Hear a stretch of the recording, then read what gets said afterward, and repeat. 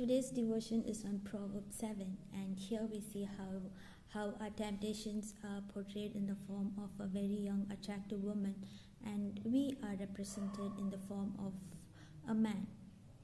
To begin with, the first 5 verses talk about the importance of God's word and how we'd be benefited when we follow the scriptures. And temptation can be anything.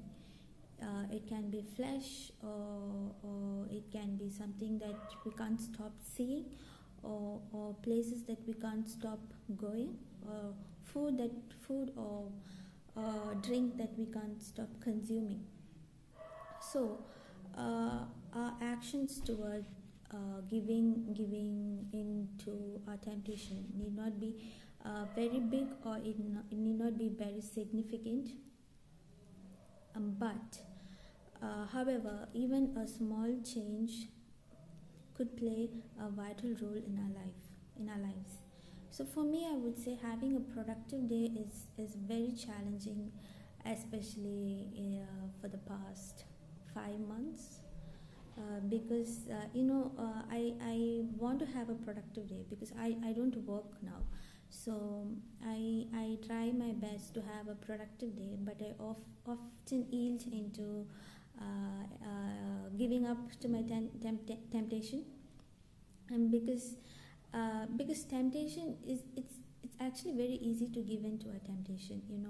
For me, I would say it's just procrastination. It all begins with procrastination, and then I would slowly end up watching series or a movie, or just be lazy, or if I don't have anything else to do, I will just keep walking around in our house. I'm saying this because it can be as silly as this, to give in to our temptation. And we are often tempted when there's nobody to watch us, or when we are alone, and when we don't have anybody around us. That's how the enemy works. He's very cunning, and he's very he's already got so many plans to tempt us, and this is one of the most popular way of the enemy tempting us, I would say. And usually our temptation has attractive features. Like in this proverb, we see how the young woman is she shows so much attractiveness, or like she has qualities that's so attractive. Like, she's dressed up, she's very pretty, she says that her husband won't be returning home for the next few days, and that's how it's usually played by the enemy. For us to become a victim, the enemy comes with so many, I would say, like attractive packages, so that we can easily fall into his trap. And also, when we give in to our temptation, how the enemy sees us. It's beautifully mentioned in verse 22. It's like an ox taken to be slaughtered, a deer prancing into a trap, and a bird going into a net. That's how the enemy sees us.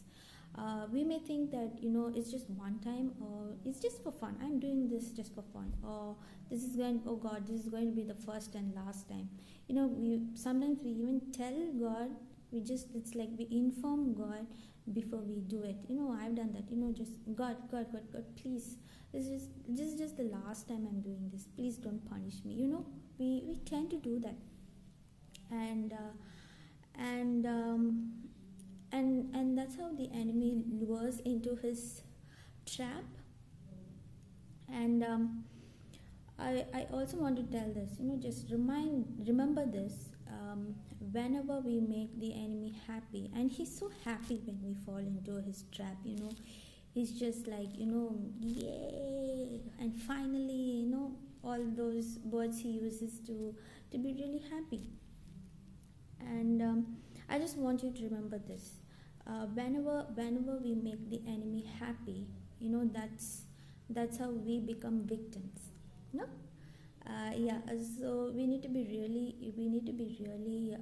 conscious about what we think or what we do. We need to be we have to be very careful. Whatever we do, whatever we eat or drink or wherever we go, we need to be careful. And towards the end, it's giving into, it's mentioned, giving into our temptations is a shortcut to death. When I read this, I was reminded of another familiar verse: the wages of sin is death. So yeah, we should all remember this. Temptation, giving into our temptation is this. We may think it's we are happy, or it's happiness, or like it's joy, and I'm glad to do it. We might think that, but it's a shortcut to death. It's such a powerful reminder, I would say, in this Proverbs 7. And there are two things I want to, two effective ways I would want you to follow to overcome your temptation. And I've tried this, and I want you to try this as well. I mean, the first one is a cliched word for Christians especially. The first, and it's fasting. Fasting is fasting need not be just food. It can be anything. It can be a favorite series, or just a movie, a movie that you watch every day, or just hanging around with friends. It can be anything that you like a lot, and it's part of your everyday routine. So just skip it, and instead of doing that, you can spend that same time to God, for God. Like, you can pray about your temptation, or you can just listen to worship songs, or just read something from Bible. There are so many amazing verses in the Bible. I'm sure that all of us can agree with this. Something related to God. You can do something that by which you, something that some way that you can spend that time for God. And the next one is praying.